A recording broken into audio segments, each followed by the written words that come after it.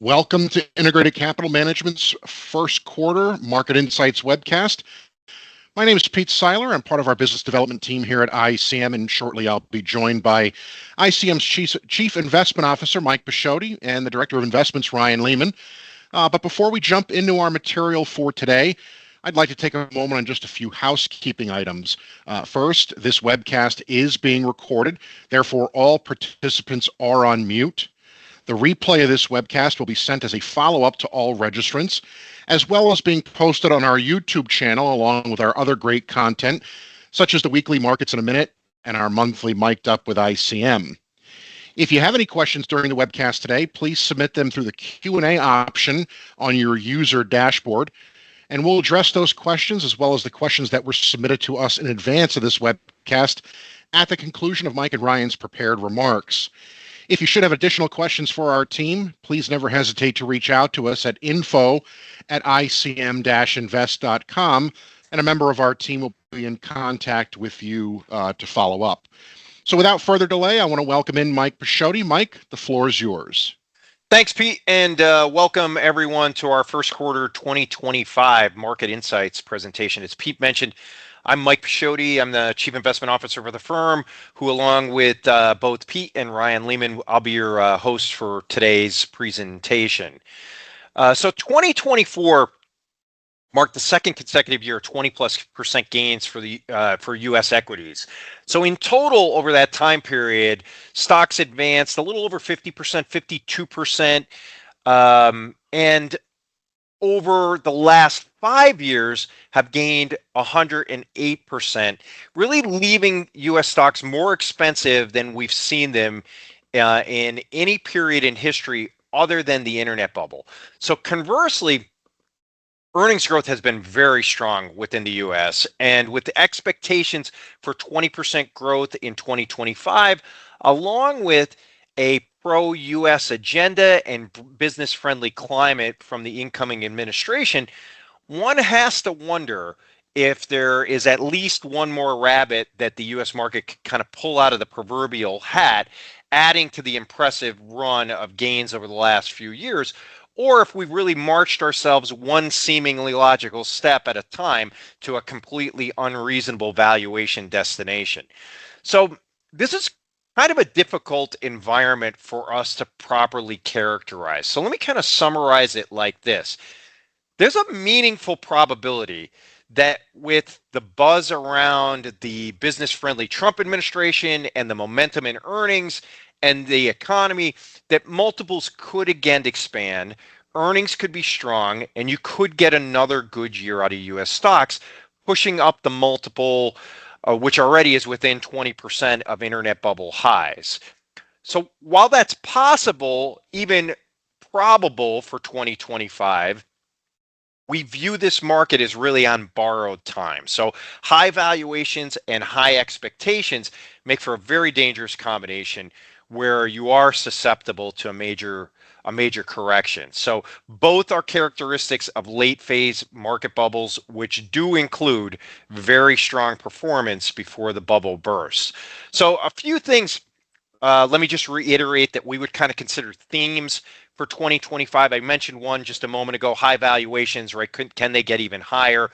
Strong economic growth, domestic business-friendly incoming administration, strong earnings growth. 20% earnings growth is what is expected for the S&P for 2025. But the caveat to that I would put is it ripe for disappointment with the expectation being as lofty as it is?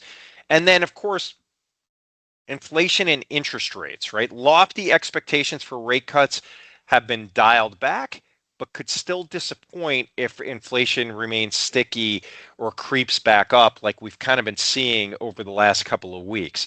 So to us, really, to summarize, the major theme or risk in 2025 is, will lofty expectations regarding earnings, rates, inflation become that kind of 7-foot bar that Warren Buffett avoids, instead preferring the 1-foot bars that he can step over? So I'm going to cover a lot of that in the economics section. As usual, midway through, I'm going to turn it over to Ryan to discuss equities and real assets, and he'll give you a rundown on the valuation and earnings landscape, where you'll see several visual representations on these themes that I just mentioned and why we feel that way before ultimately wrapping up with some questions at the end. So with that, let's jump in, and we're going to start with just a few economic data points before transitioning into fixed income markets. So one of the themes that I mentioned was that and has both driven results in the past few years and will certainly matter in 2025 is the continuing trend of strong economic results. So as a reminder, there are really two variables that explain roughly 98% of real GDP growth, those being growth of the labor force and productivity growth. So you want to think about it like this. If you employ more people, they spend more money. If you make them more productive, that's good for profits and allows wages to expand without creating inflation, also resulting in more money being spent. So a climate of a growing labor force and high productivity growth are a pretty good recipe for strong real GDP growth. Now, growth of the labor force remains a question mark. So labor markets are still strong, but at a bit of a crossroads between some softening and recent renewed strength. So now remember, it's the change that matters for growth. So to us, the labor force, let's just categorize that as a neutral to slight negative. But what we're showing here is real GDP growth plotted against both productivity, which is output per hour worked, and then total hours worked. So the dark blue line is productivity. What we can see is that other than periods of rebound from crisis, this has been really the most productive period in nearly 20 years, with productivity peaking at about 2.8% versus an average that falls in that 1 to 2% range historically. Now, the light blue line is the year over year change in hours worked.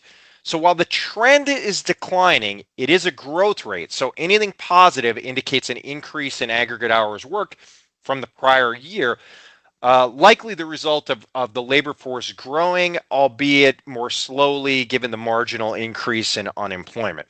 So the punchline is, while it's hard to maintain productivity growth at nearly 3%, if you do, that's a good recipe for a strong economy, but it's not likely. It is likely that it will cool at some point. And likewise with labor, the trend has been modestly increasing unemployment, both headwinds in 2025, but probably just modest headwinds for the bulk of this year at least.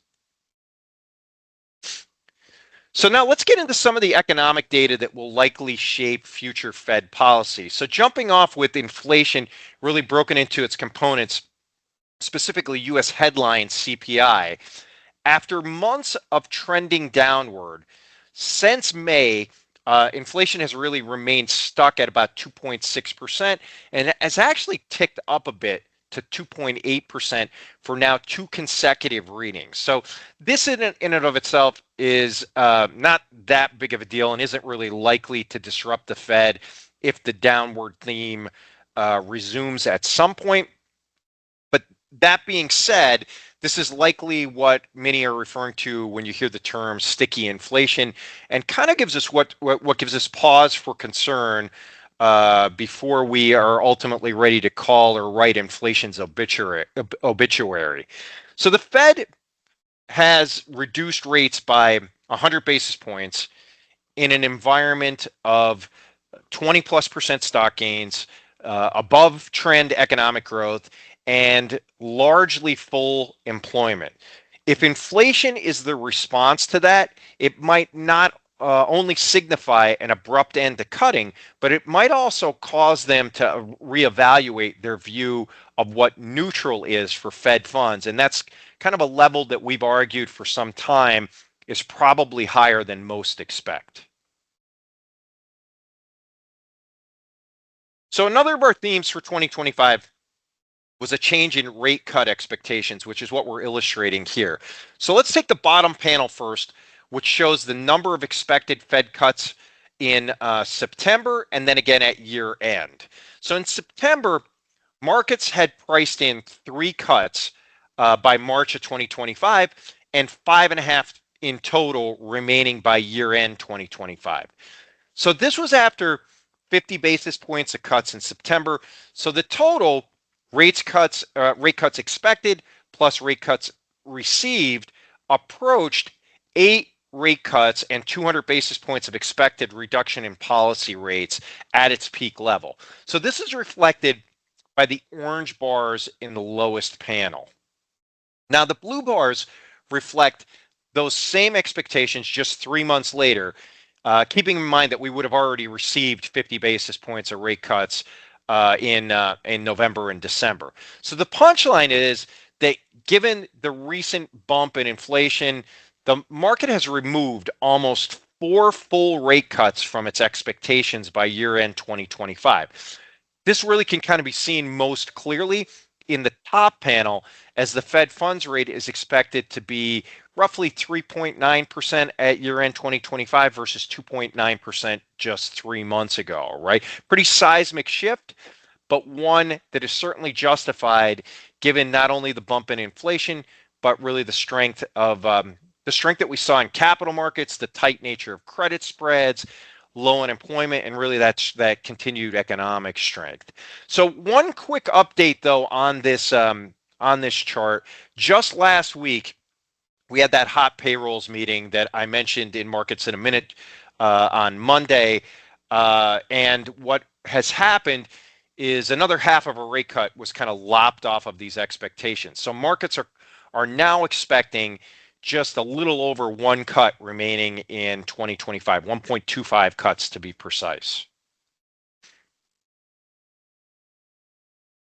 So now part of the issue with monetary policy is that the housing market, specifically mortgages, tend to be the primary transmission mechanism for the Fed. So this slide shows the current 30-year fixed rate mortgage, the orange line, as well as the effective rate on all outstanding mortgages, which is the blue area.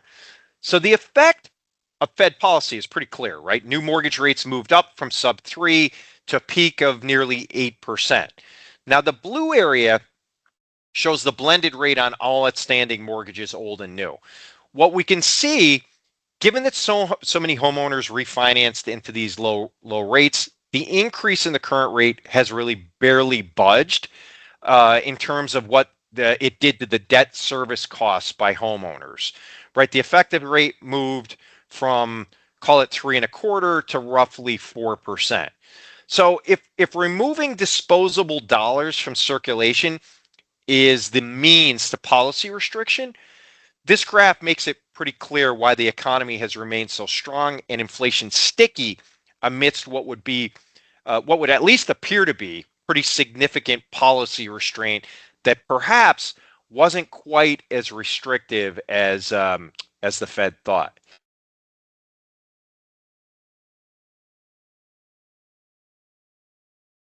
So this leads us to the concept of the neutral rate, or what you might hear some refer to as R star, which many have really used as a justification for further rate cuts. So that is, the reason behind cutting rates is that we're currently restrictive, and ultimately we need to get back to a position where a position of neutral, where we're neither stimulating or restricting the economy. So many of us have argued that R star is probably higher than some, including the Fed, anticipate, and that policy rates were not really as restrictive as many expect, right? If they were restrictive really at all at this point. So for reference or support of that argument, I'm going to reference again something that I've said a couple of times, that one really needs to look no further than labor markets, the economy, or capital markets, right? If policy rates were restrictive, how is it that earnings growth has been 20+% over the past 2 years, which is the duration of the hiking cycle, that stocks have gained 52% over that same time period? or that unemployment remains really near record lows. And both economic growth and inflation remain pretty solidly above that 2% target for the Fed, which is also the level of economic growth many argue is sustainable for a mature economy like ours. So if policy rates were really sufficiently restrictive, one could argue that you would not see the strength that we've seen in all of those areas. In fact, if one looks at the Bloomberg Financial Conditions Index, which is what we're showing on this slide, that suggests exactly this point on policy restriction. So for reference, the Bloomberg Financial Conditions Index is a statistical measure, a z-score, tracking the overall level of financial stress in really the U.S. financial system, and it extends beyond Fed funds into things like the level of the equity market or how wide or how tight credit spreads might be. So high points indicate loose financial conditions, while low points indicate tight financial conditions. At peak policy restriction during this recent cycle, conditions reached just over one standard deviation restrictive. So for comparison purposes, leading up to the internet bubble, policy conditions reached nearly two standard deviations restrictive, and by market bottom, 2.5 standard deviations restrictive. So this suggests to me that perhaps policy rates were only modestly restrictive, and that after 100 basis points of rate cuts, we've now reached one standard deviation of policy accommodation, right? Not restrictive, policy accommodation.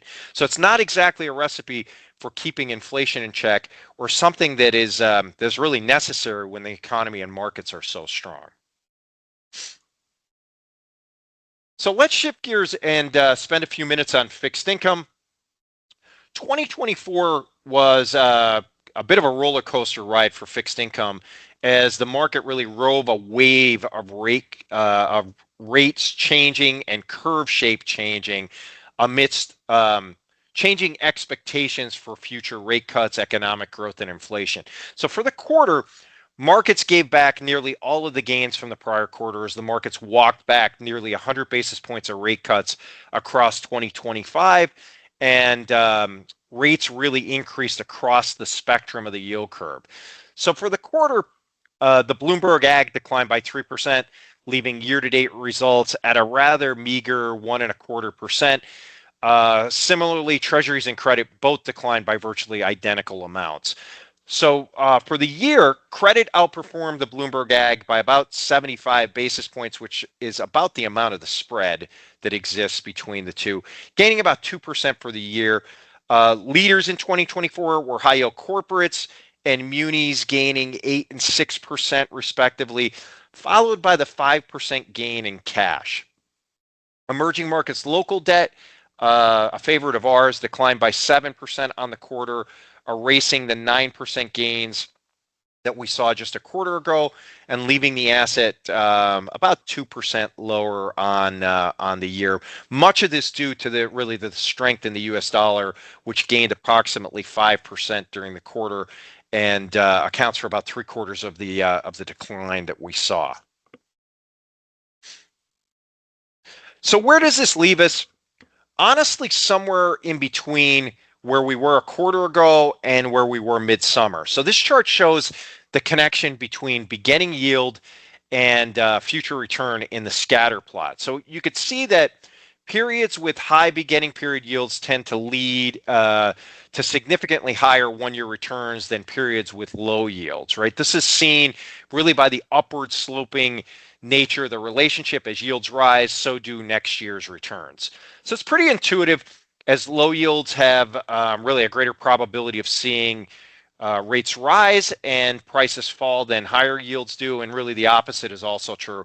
Higher yields are more likely to fall than yields that are converging on zero like we saw a few years back.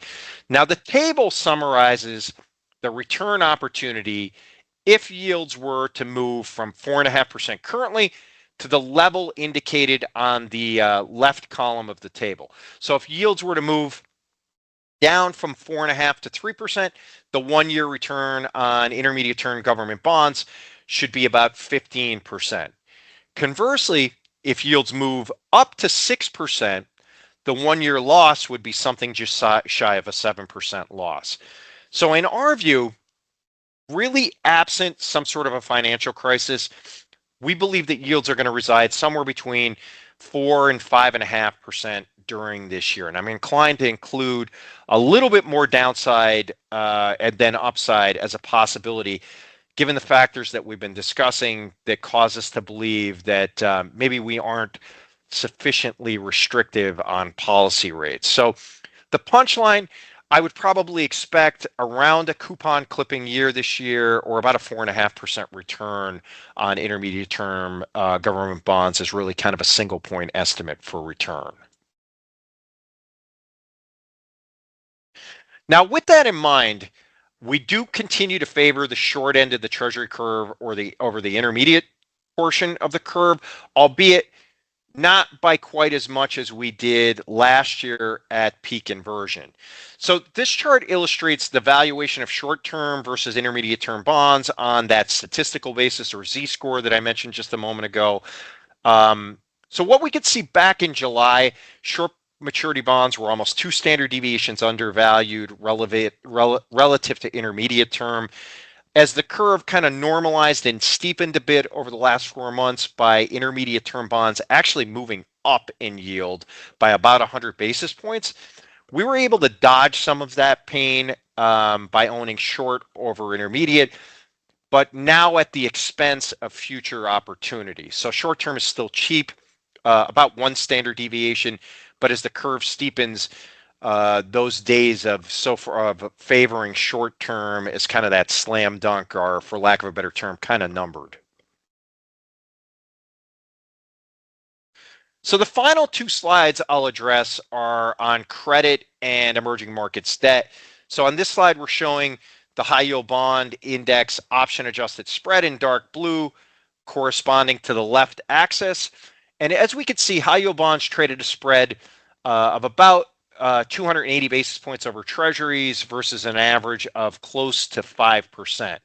So the interpretation here is that really there's a below average reward that's being offered for the risk of investing in high yield bonds versus their history. The other 2 lines correspond to bankruptcies among all companies in light blue and large companies in orange. So the first takeaway is that bankruptcies and spreads typically correlate, right? High bankruptcies typically correspond to higher spreads, and really vice versa. So while spreads gapped out briefly in 2022, they quickly receded, right? This was in anticipation of rising bankruptcies, which followed but have not receded. So there appears to be a bit of a disconnect between the sticky and rising level of bankruptcies versus the level of risk being reflected via spreads in high yield bonds, right? So while many large companies were able to refi as rates fell, some of the small companies face maturity walls, which they might now find it expensive to refi in this environment, right? This really has been and continues to be an asset that we're avoiding for really obvious reasons of kind of limited upside with the potential for pretty significant downside. And then finally, after a strong year in 2023, emerging markets debt was not able to carry that over into 2024, declining by about 2% during the year, much of that due to the strengthening dollar. So this slide shows our model's estimate of returns by component for EM debt versus the Bloomberg Ag. So the blue area is the return expected from currency appreciation of local currencies against the dollar. So this sits at about a 2% per year expected return coming from the currency over the next decade. Now, the orange line is the yield to maturity for emerging markets debt. If we combine the two, we arrive at a return of just north of 8% on emerging markets debt versus a tick less than 5% for the Bloomberg Ag. So this, of course, Doesn't account for any spread narrowing or rate changes from either asset, but illustrates the attractive nature of emerging markets debt without much help in the form of capital appreciation. So this brings me to the end of my section. I'll now turn it over to Ryan to talk about equities and real assets. Ryan? Yeah, great. Thanks, Mike. So 2024 was another banner year for U.S. equity markets, really marking the first time that the S&P 500 achieved back-to-back years of 20% plus returns since those tech bubble years of 1998 and 1999. And the other parallel that can be drawn here is the dominance of really just a single asset class, and in particular U.S. growth stocks, which were again far and away the winner, gaining over 33% and pretty much trouncing every other asset class, whether we're looking within the U.S. or outside of it. Now, a story that we've kind of talked about over the last couple quarters concerns the concentration of U.S. markets and the continued dominance of the Magnificent Seven names. And that held true again in Q4 and really for the majority of the year. So just to put a couple numbers around that, these names accounted for an average weight of 30% in the S&P throughout the year, and they accounted for more than half of the index's return. And then I think what's even a little bit more eye-opening is that they accounted for more than 50% of the total weight of the Russell 1000 growth and nearly 70% of that index's return. So to put it lightly, performance in 2024 really just hinged on really just these seven names, which on average were up 60%, while the rest of the S&P gained a much more modest 12%. Now, outside of the U.S., we saw gains that were pretty similar to those non-Mag 7 names. We had the MSCI EFA Index up 11.28%, and the MSCI Emerging Markets Index up a little bit over 13%. One caveat, though, this was in local terms. So as U.S. investors, we're going to be exposed to movements in the relative currencies. And in this case, the strength in the dollar created some pretty meaningful headwinds for each of those regions. So it erased 7.5% of the gain for developed markets and a little bit over 5.5% of the gain for emerging markets. And for the most part, this really came in Q4 as markets priced in that likelihood of protectionist policies and tariffs under the new incoming Trump administration, which led to an 8% rise in the dollar in that quarter alone, with the dollar ending the year at its highest levels really since late 2022. Now, we already kind of talked about the Mag 7 and their contribution in 2024, so I want to put that aside for just a couple minutes and look at where returns actually came from for a variety of asset classes here in terms of what we refer to as the building blocks. And for those who aren't familiar, the key drivers of equity market performance are really just a handful of things. So you have earnings growth, which here we're measuring in nominal terms just for simplicity, the income or the dividends that you're going to receive, the change in valuations, so are investors willing to pay more or less for a stock or a basket of stocks, and then lastly is going to be currency. That's going to play a direct part in the returns that we as U.S. investors are going to realize on our investments in non-U.S. assets. Now, a few things that stand out here. So first is earnings growth, which really speaks to the exceptional returns investors saw from U.S. large growth stocks last year. So earnings for large growth names grew by nearly 18% on the year compared to just 4% for value and emerging market stocks, and about 6% for those non-U.S. developed stocks. And we can contribute a good deal of this outsized growth really to the Magnificent Seven names, which to their credit did produce strong earnings growth on a year-over-year basis. But I think the big question is this sustainable on not just an absolute level, but on a relative basis as well? And we're going to look at that in a couple of slides here. And then another key piece was valuations, which we've shown in the past are very reliably mean reverting. So valuations expanded by what I'd consider an eye-watering 14% for the growth index, accounting for nearly 40% of the index's total return, while valuations elsewhere expanded by a much more modest pace. This, we'd argue, is not sustainable, as valuations can't simply go to the moon unless we want to see ourselves in another 1999 style bubble. And then lastly, currency, which I kind of hit on already, massive detractor for both developed and emerging markets. So to sum up, why did growth outperform all other assets by such a wide margin? Well, fundamentally, growth was stronger, but it also benefited from some pretty extreme multiple expansion, all while non-US markets faced a significant headwind of a historically strong dollar. Now, that was 2024. What if we look over the last decade? Well, potentially surprisingly, the story is nearly identical. So earnings for growth stocks grew by nearly 10% per year compared to a long-term average that's closer to 7. Multiples expanded by nearly 6% per year, or said differently, these stocks became 76% more expensive on a cumulative basis over that time period. And the dollar ended the decade just a stone's throw from its highest level that we've seen in the last 10 years. Now, outside of that, most other asset classes, they acted pretty normally. Everyone on this slide saw modest earnings growth, paid normal type dividends, and then saw relatively small changes to their valuations. In fact, if we were to look at the MSCI EAFE index on the right, they actually got cheaper over the last 10 years. So big question is this a paradigm shift of this story around U.S. exceptionalism? Can this continue to be driven by megatab growth names, or are we potentially here on the verge of something changing?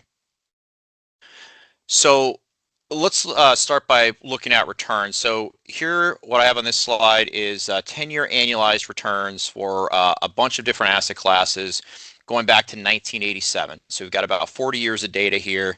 And here we find generally average returns for U.S. value stocks and the MSCI EAFE index, somewhat underwhelming results for emerging markets. So here, both international indices, again, being held back by that historical strength in the dollar.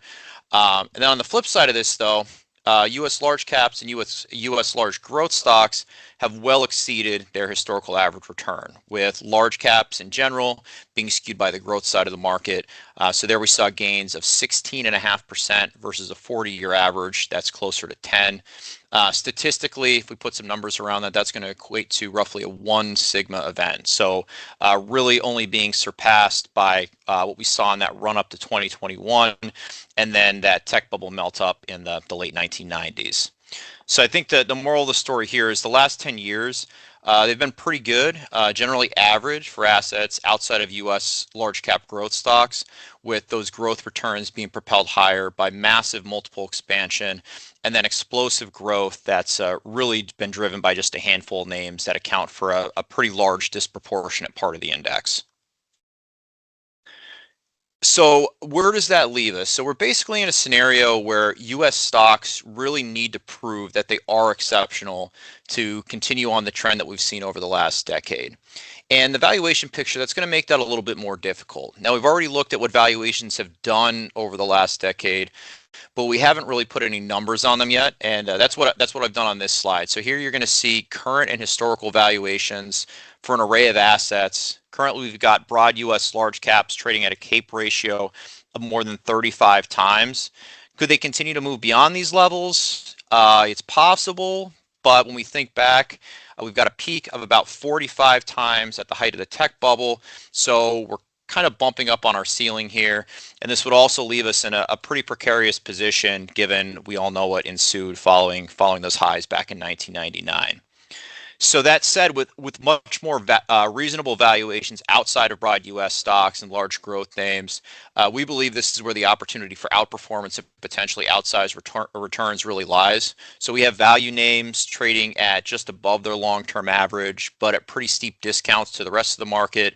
And then once you start to step outside of the U.S., you're going to see an even more attractive story where valuations are not only trading at a discount to their own history, but are at about discounts of 60 to 70% to that of U.S. stocks, which are some of their cheapest levels on record. So what about American exceptionalism, though, the AI revolution and growth stocks continuing to lead the way? Well, in the near term, it does appear like Wall Street thinks this is going to be the case and probably explains at least some of the outsized returns that we saw last year. And hypothetically, this could lead to another strong year of returns for equity markets in 2025.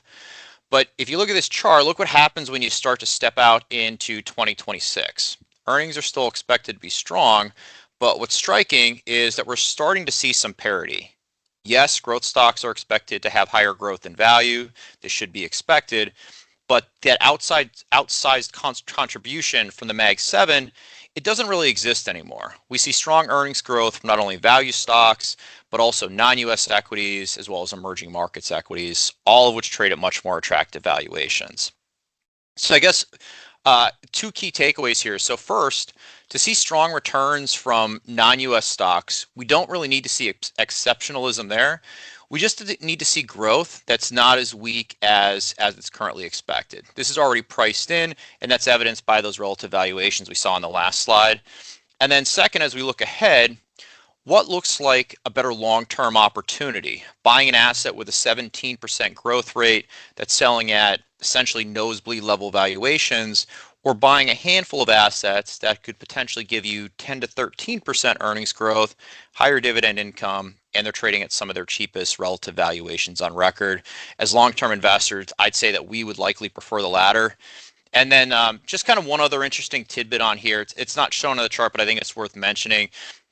If investors are so negative on non-US equities and non-US economies and kind of sour on the growth prospects there, I think we need to keep in mind that more than 40% of the S&P 500's revenues are actually obtained from overseas. And this is their highest level in about a decade or so.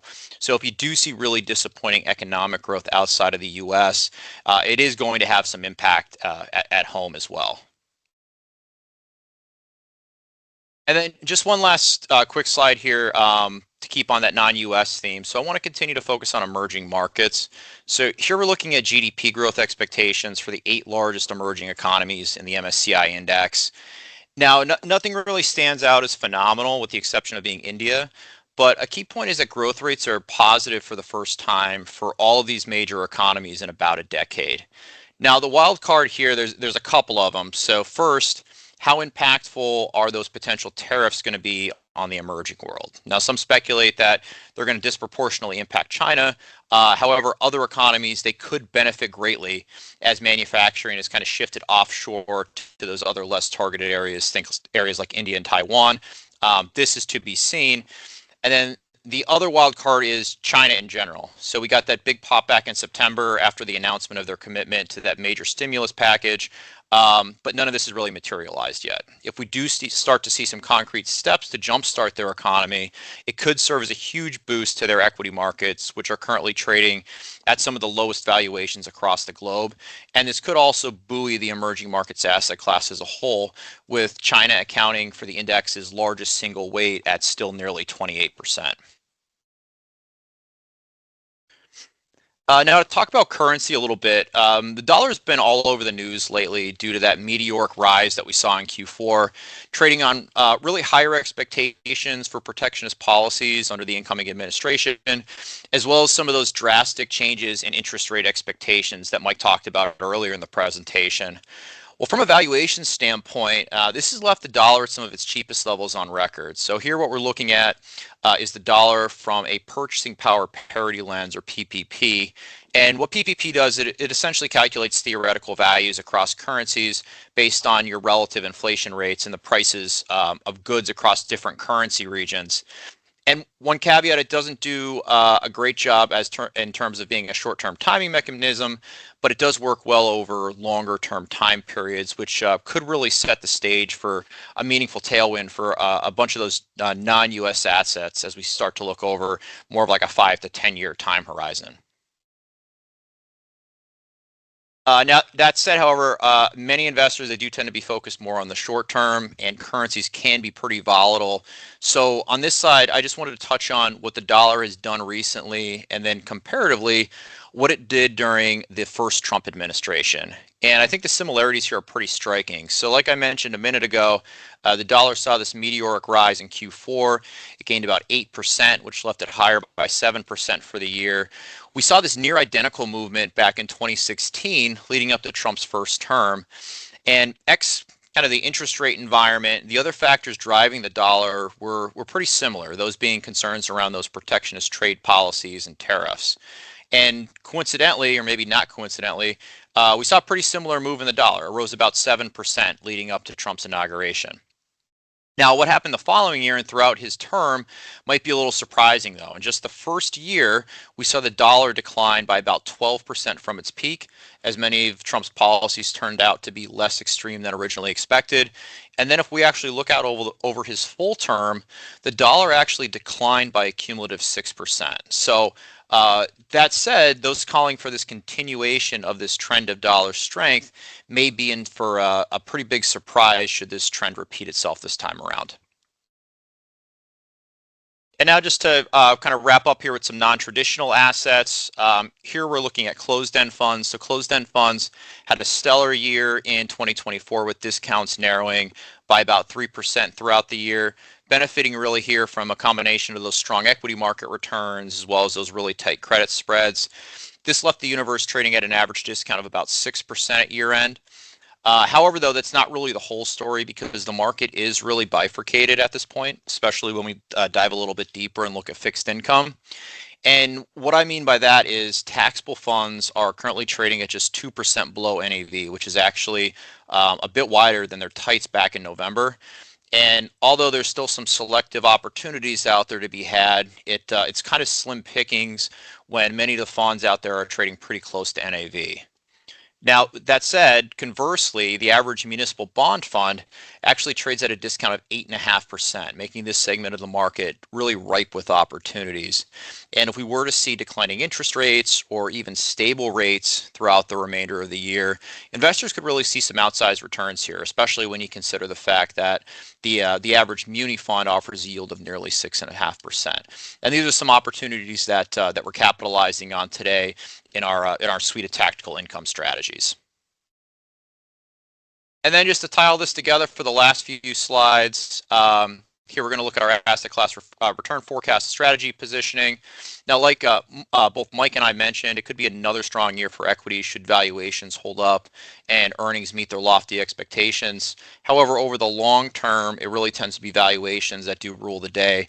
And that's what we're looking at here with our long-term asset class return assumptions.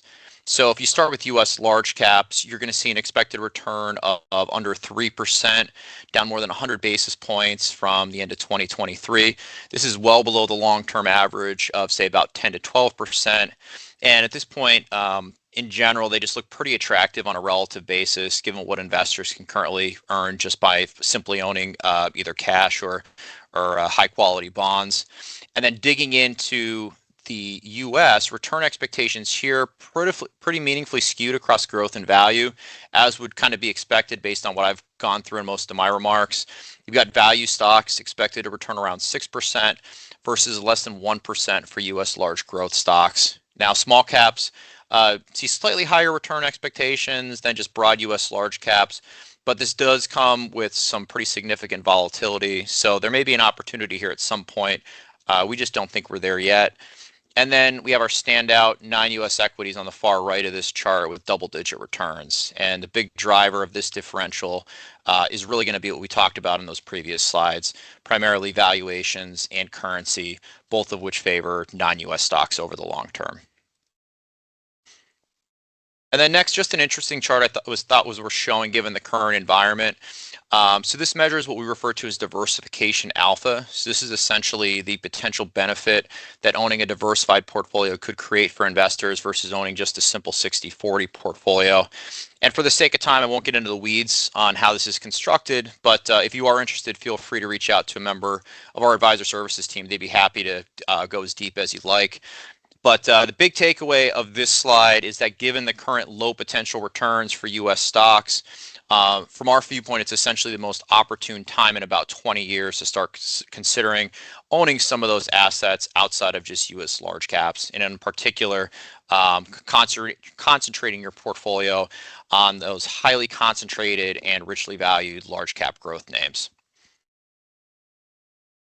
And then all this is going to directly translate into our strategy positioning. So we've got pretty sizable underweight to U.S. stocks. And if you look within the U.S., the most meaningful tactical position we're going to have on right now is our overweight to U.S. value. And within that value positioning, we're largely focused on attractively valued, deeper value, high quality names. Outside of the U.S., we've got pretty meaningful overweights in both international and EM value, as well as an out of benchmark position in commodities. And then on the fixed income side of the equation, we've got a bit of an underweight to duration and neutral sector exposure. And then consistent with what Mike talked about, we have no exposure to high yield with spreads sitting pretty close to historically tight levels these days. And then lastly, you're going to see an out of benchmark position in EM local bonds, another asset that's got the potential to benefit from a weakening dollar. And just thinking forward, where might we see some changes on the horizon? I'd say it's more likely on the fixed income side than anywhere else in the portfolio right now. So, like I mentioned, we've got a relative underweight or overweight to the short end of the curve. That's largely due to the positive carry that short treasuries had been offering, along with a really attractive Sharpe ratio compared to longer term bonds. However, if we do continue to see the curve normalize like it has over the last few months, that could make a case for longer dated bonds, as that growing yield advantage that you're getting on the longer end of the curve may start to outweigh that greater degree of interest rate risk. So I would say stay tuned on that front. And with that, that's going to conclude all of our prepared remarks. Pete, why don't we go ahead and check and see if we had any questions come in? Thanks, Ryan. We actually did receive some questions from the audience. I'm going to start with this one. I'm going to start with a quick reminder to everyone that if you'd like to submit a question, please use the Q&A function at the top of your user dashboard. But Ryan, we're going to jump in. What, if any, impact do you think more protectionist U.S. policy will have on international and U.S. equities? Yeah, Mike, I can go ahead and take that one because I think that relates more to my section today. Sure. So to start off, I would say just thinking about the immediate impacts of tariffs, they're typically not a good thing for economic growth or inflation. So essentially, what a tariff does is it shifts production of a product or products from a more efficient country, say China, who has very low labor costs, to potentially a less efficient producer, say the U.S., where labor costs are going to be higher. So this has an impact on inflation because the prices you're going to pay for those goods should inherently increase. And this potentially is going to impact GDP because higher prices for goods means that we as consumers are now going to have less money to spend elsewhere and to help grow the economy in real terms. Now, one caveat to that, though, kind of on a positive note, in the grand scheme of things, exports account for kind of a relatively small part of GDP. When you think about what makes up U.S. GDP, it's mainly personal consumption. And this is going to include China as well, which is really viewed by many as this big export-heavy economy. In reality, exports only make up about 20% of Chinese GDP these days. So depending on how extreme the tariffs are or how the potential trade war escalates where we end up, the impact could be small to potentially relatively muted. But to get to the kind of the meat of the question, how does it impact global markets? I'd say there's kind of two things here. So first, as kind of contrary to what we might think, it isn't necessarily a good thing for U.S. firms. Like I mentioned earlier, about 40% of revenues for the S&P 500 is actually going to come from abroad. So a slowdown in global trade could actually have a clear impact on earnings for U.S. multinationals. And I think the other point here is that a lot of negativity is already surrounding these policies, and it's currently priced into non-U.S. stocks. And this is evidenced by those relative PE ratios that we saw earlier in the presentation, as well as everything I talked about with that strength in the U.S. dollar that we've seen over the last number of months. So should the policies that everyone's thinking are going to get enacted now, should they not be as extreme as expected, it could really be a boost for non-U.S. stocks, who at this point, they've got a pretty low bar to step over. And we saw this, kind of like I mentioned, we saw this almost play out in 2017 during the first years of the Trump administration. And I mean, it's a little bit difficult to say that it's going to repeat itself. But during that year, if we look back to 2017, this might come as a surprise to most. U.S. equities did really well, but EM equities actually soared by more than 35%, and the dollar gave back most of those pre-election gains in that year. So, contrary to what some might think, it could actually, all of this could be a positive for non-U.S. equities comparatively to the U.S., just because a lot of this negativity is priced in, and it could be a little bit overdone. So, Ryan, just to add to that, I think the key word that you used there was negativity. So that the narrative and the themes that we continue to hear, or to summarize, that the U.S. is good and that everything else outside of the U.S. is not so good, right? So, and that particularly relates to this Trump narrative around tariffs. Now, if we look back to the first time, Trump's first administration, and I'll use China as an example here, since that seems to be, Chinese tariffs seem to be the topic of the day. When Trump took office the first time, of course, there were tariffs on China. Leading up to that, about a quarter of our trade, 24% to be precise, was actually conducted with China. So you roll forward, several years later, and Biden, of course, maintained those tariffs. And we look today, it's only about 12% of our trade that is done with China. So the tariffs did have a meaningful impact, which is what they're designed to do, right? The tariffs did have an impact on trade. I think what's false in the narrative of U.S. good, everything else bad, is that inherent in that narrative is this idea that when that trade moved away from China, that it was somehow onshored to the U.S., and that's false, right? That trade that is no longer being done with China actually went to other emerging markets, right? Mexico in particular was a big beneficiary of a lot of that. Mexico and India actually were big beneficiaries of a lot of that Chinese trade. So I think the assumption that just because Trump passes tariffs, that's going to be bad for the emerging world. It might be bad for specific countries, but a lot of that trade is going to go elsewhere within the emerging world. Thanks, Mike. Ryan, I want to mention for the audience one more time that if you do have a question, please submit it through the Q&A function. It's part of your user dashboard. I'll move on to our second question today. Stocks had a great year in 2024, and with money markets paying 4%, should clients take on more equities in their portfolio instead of owning bonds? Yeah, this is one, Ryan, I'll take this one. This is one that I've heard quite a few times in a lot of different formats. So mainly it relates to bonds being kind of a poor investment. Why do we own them when I could get 5% in a money market or a CD? Or, should I just shift more of my portfolio over to stocks? I would say each of those range from being, kind of bad ideas to pretty horrible ideas. So let me start with the money markets as an idea. So specifically, what we're asking ourselves is, can money markets over any kind of sustained period of time outperform, let's say, government bonds? And really, statistically, the probability of that happening is very low, right? Over 5 or 10-year periods, really for the last century, money markets have only outperformed government bonds about 80% of the time in 5-year periods, and about 85% of the time in all. Let me say that. I think I said that backwards. Intermediate term government bonds outperformed money markets about 82 and 85% of the time, respectively, over that period. Just to be clear.